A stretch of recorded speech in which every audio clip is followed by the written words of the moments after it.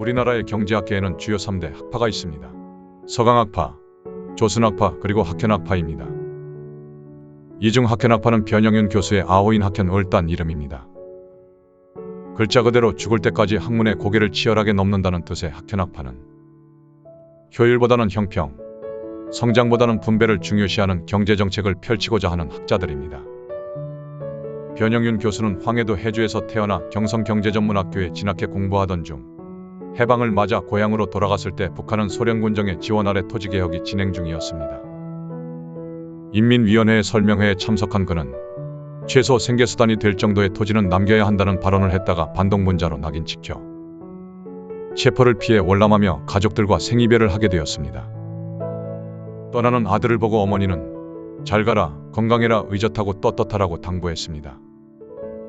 1955년 28세의 젊은 나이에 서울대학교 교수로 부임한 변영윤은 민주주의가 위협받던 고비인 4.19와 80년의 민주항쟁 시기에 서울대 교수협의회 회장으로 시국선언에 적극 참여했으며 이로 인해 해직의 아픔을 겪기도 했습니다. 1962년부터 1966년까지 진행된 제1차 경제개발 5개년 계획의 평가교수단으로 참여한 그는 1967년 2월 평가대회에서 1차 경제개발의 부작용으로 부익부 빈익빈 현상이 발생할 수 있다고 발표하자 대통령부터 참석한 장관들은 술렁이기 시작했습니다. 당시 현장에 있던 장기영 부총리는 그런 일은 일어나지 않는다며 얼굴을 붉히며 반박했고 변영윤 교수는 비판은 사실에 근거해야 한다. 밤을 새워서라도 토론하자며 맞섰습니다. 1980년 5월 15일 비상계엄령이 확대되기 직전 지식인 134인 시국선언에 참여한 교수님은 합습으로 끌려가 취조를 받고 교수직에서 강제 해직당하게 됩니다. 1982년 제자들과 경제민주화를 연구하기 위해 93년에 서울사회경제연구소로 바뀐 학현연구실을 열고 84년에는 다시 서울대학교로 복직하게 됩니다.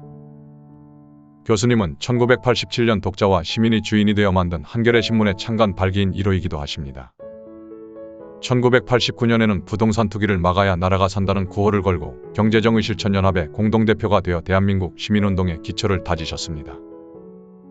그리고 토지공개념 3법의 제정과 재벌의 경제력 집중 방지, 한국은행 독립 등 경제정의를 위한 선결 주제들을 제안하셨습니다. 1998년 국민의정부 출범 이후 제2건국위원회 대표공동의장을 맡아 재임하며 김대중 정부의 경제정책 기반을 만들었습니다.